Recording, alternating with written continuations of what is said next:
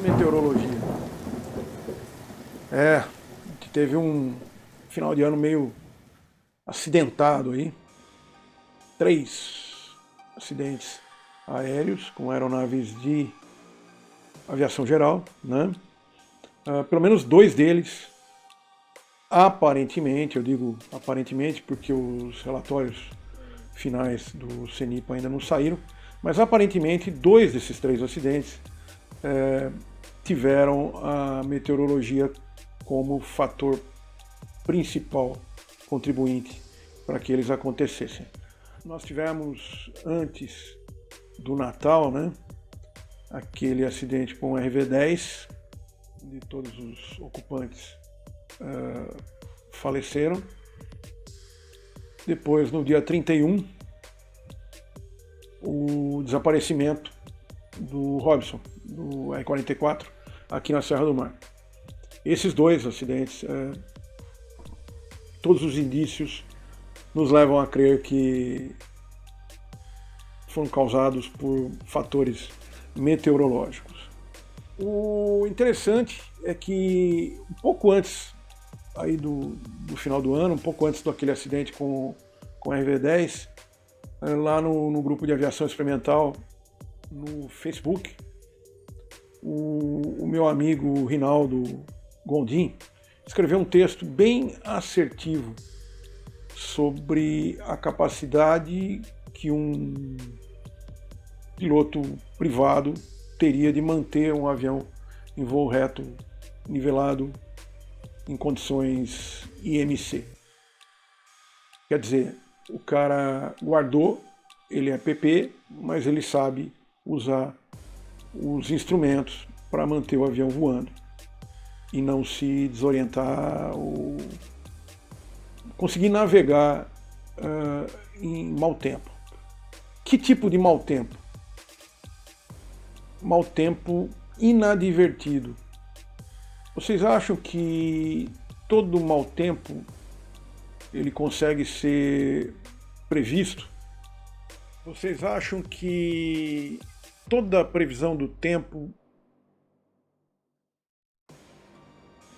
é aquela que você vai encontrar na realidade? Eu acho que não. O próprio nome diz, né? É previsão.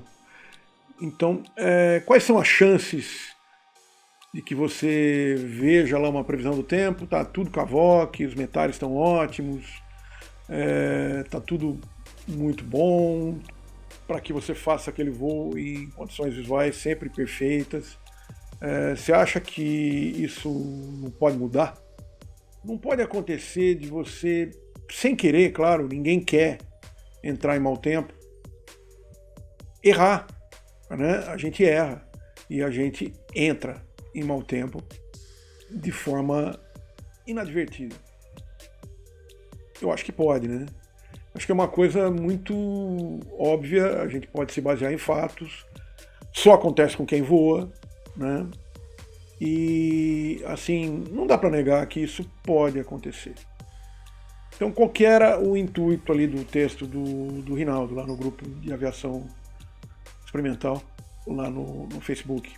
O intuito era dizer assim, moçada, mesmo que vocês não tenham habilitação para voar IFR, saibam segurar um avião guardado em condições IMC, usando o teu six-pack ou a sua tela, né, fazendo o crochê ali entre os instrumentos, consiga manter um avião voando reto, nivelado, sem se desorientar. Só que para isso você precisa aprender, né?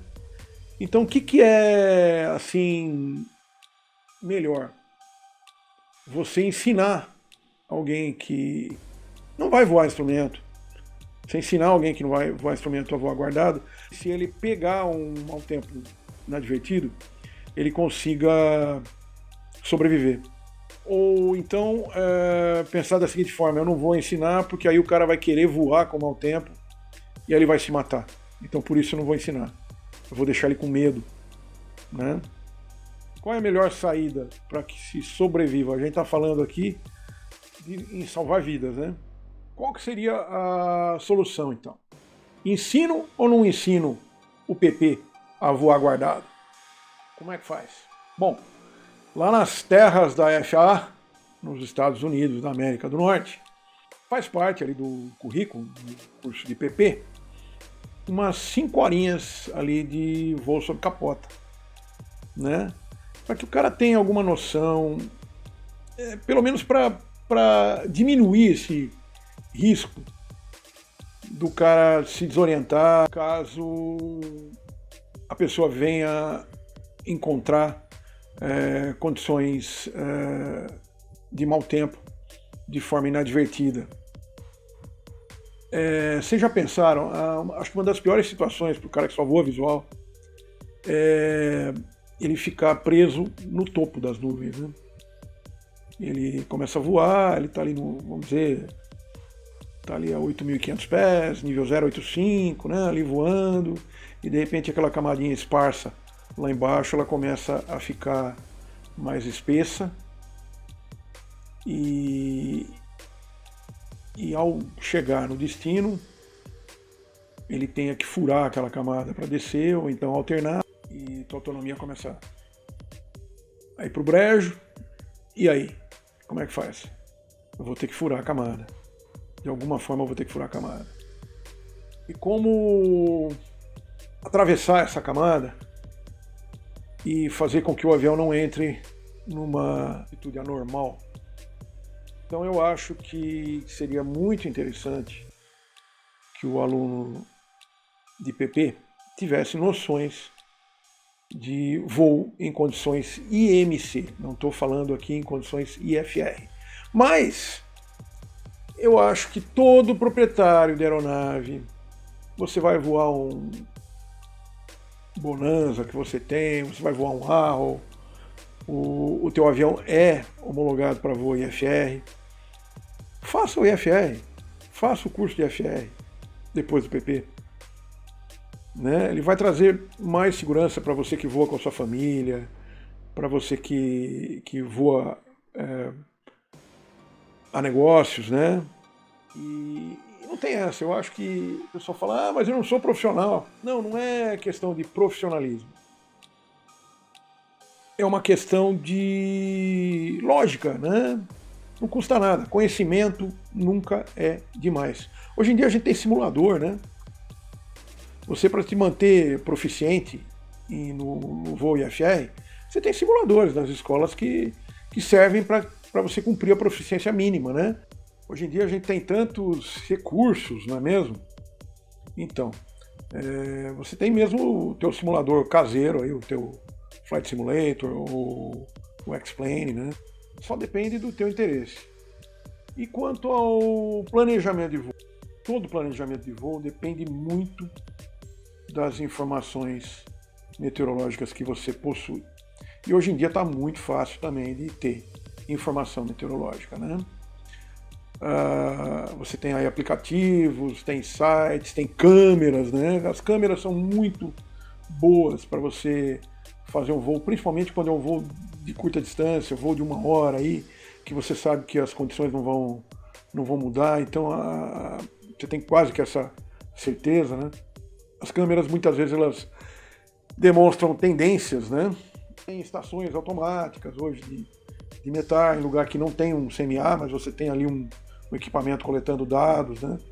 Então hoje em dia é muito mais tranquilo do que quando eu comecei a voar profissionalmente, né? Eu me lembro que assim, foi praticamente meu primeiro emprego, foi num Cessna 210. Eu costumava voar daqui de Americana para uma fazenda lá nas proximidades de Ribas do Rio Pardo, né?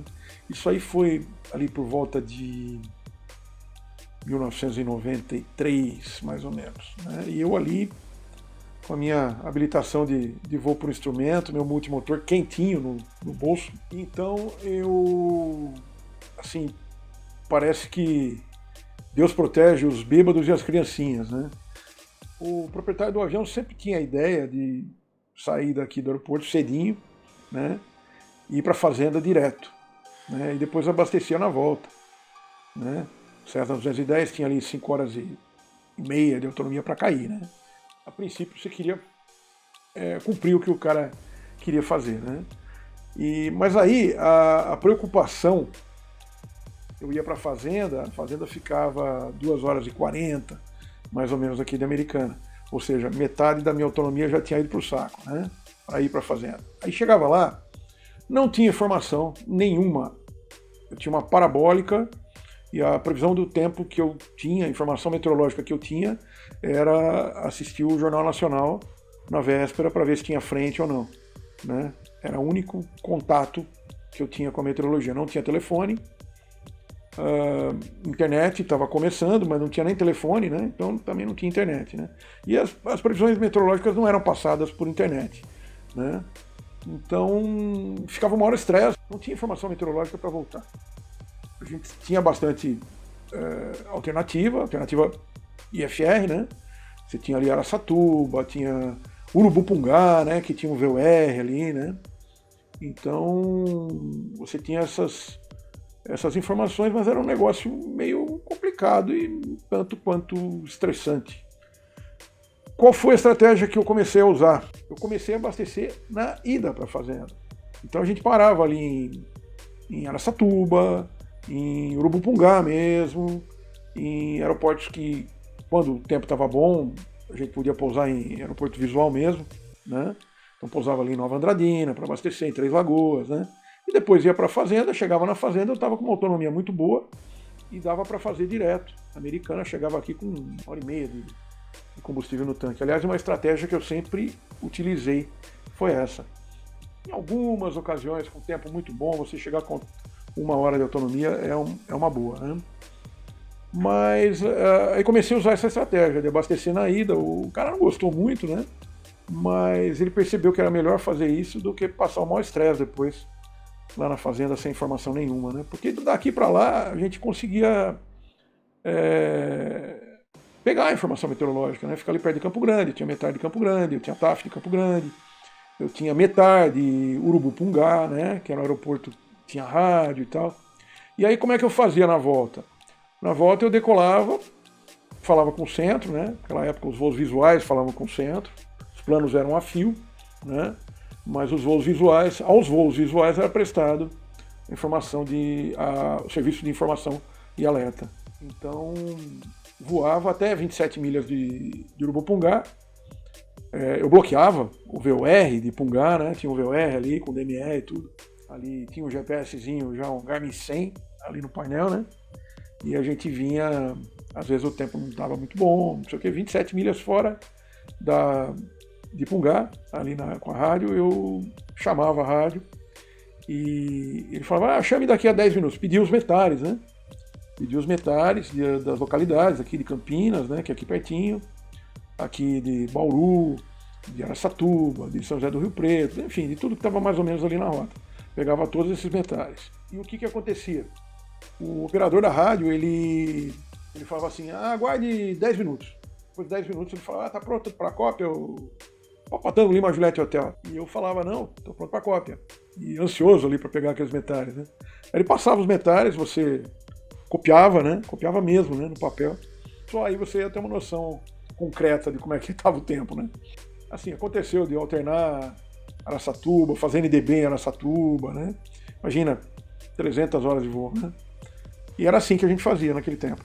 Então hoje fica um pouco difícil de se conformar com esses acidentes causados ainda por CFIT, né? O Control Flight into Terrain, ou